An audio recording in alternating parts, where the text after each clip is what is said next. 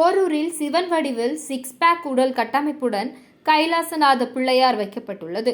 சென்னை போரூர் அருகே காரம்பாக்கம் பிரதான சாலை பகுதியில் விநாயகர் சதுர்த்தியை முன்னிட்டு இந்து முன்னணியினர் சார்பில் பாடி பில்டர் கட்டமைப்புடன் சிவன் வடிவிலான கைலாசநாதர் பிள்ளையாரை இந்து முன்னணியினர் தற்போது வைத்துள்ளனர்.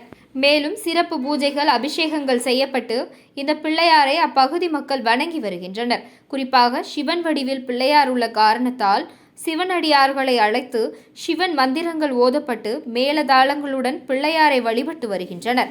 இந்த கைலாசநாதர் பிள்ளையார் பாடி பில்டர் போல் உடல் கட்டுடன் இருப்பதை அப்பகுதி சேர்ந்த ஏராளமானோர் வந்து பார்த்து ரசித்து தங்கள் போன்களில் படம் எடுத்தும் சாமி கும்பிட்டு செல்கின்றனர்.